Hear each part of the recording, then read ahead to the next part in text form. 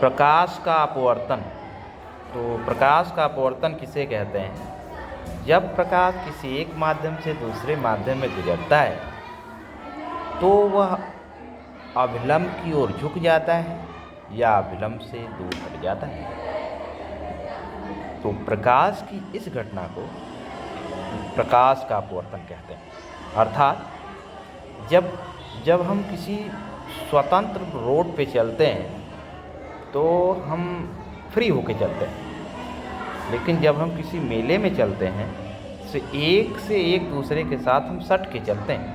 उसी तरह से जब प्रकाश किसी सघन माध्यम से विरल माध्यम में गुजरता है तो वह अभिलंब से दूर हट जाता है, और जब प्रकाश किसी विरल माध्यम से सघन माध्यम में गुजरता है तो वह अभिलंब की ओर झुक जाता है। तो जब प्रकाश किसी एक माध्यम से दूसरे माध्यम में गुजरता है तो वह अभिलंब की ओर झुक जाता है या अभिलंब से दूर हट जाता है। प्रकाश की इस घटना को प्रकाश का अपवर्तन कहते हैं। आपतन बिंदु पर आने वाले किरण को आपतित किरण कहते हैं।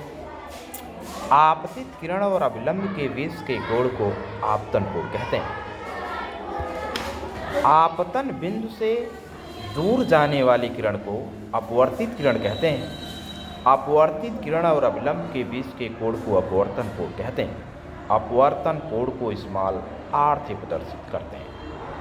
तो इस तरह से एक बार फिर, जब प्रकाश किसी एक माध्यम से दूसरे माध्यम में गुजरता है तो वह अभिलंब की ओर झुक जाता है या अभिलंब से दूर हट जाता है। प्रकाश की इस घटना को प्रकाश का अपवर्तन कहते हैं। आने वाली किरण को आपतन बिंदु पर आने वाली किरण को आपतित किरण कहते हैं, और आपतन बिंदु से दूर जाने वाली प्रकाश के अपवर्तन के बाद दूर जाने वाली किरण को अपवर्तित किरण कहते हैं। आपतित किरण और अभिलंब के बीच के कोण को आपतन कोण कहते हैं। अपवर्तित किरण और अभिलंब के बीच के कोण को अपवर्तन कोण कहते हैं। तो इस तरह से एक बार फिर, जब प्रकाश किसी एक माध्यम से दूसरे माध्यम में गुजरता है तो वह अभिलंब की ओर झुक जाता है या अभिलंब से दूर हट जाता है। प्रकाश की इस घटना को प्रकाश का अपवर्तन कहते हैं। आपतन बिंदु पर आने वाले किरण को आपतित किरण कहते हैं, और आपतित किरण और अभिलंब के बीच के कोण को आपतन कोण कहते हैं। आपतन कोण को स्मॉल r से प्रदर्शित करते हैं। जब प्रकाश किसी सघन माध्यम से विरल माध्यम में गुजरता है तो वह अभिलंब से दूर हट जाता है। प्रकाश की इस घटना को भी प्रकाश का अपवर्तन कहते हैं। या जब प्रकाश किसी विरल माध्यम से सघन माध्यम में गुजरता है तो वह अभिलंब की ओर झुक जाता है। प्रकाश की इस घटना को प्रकाश का अपवर्तन कहते हैं।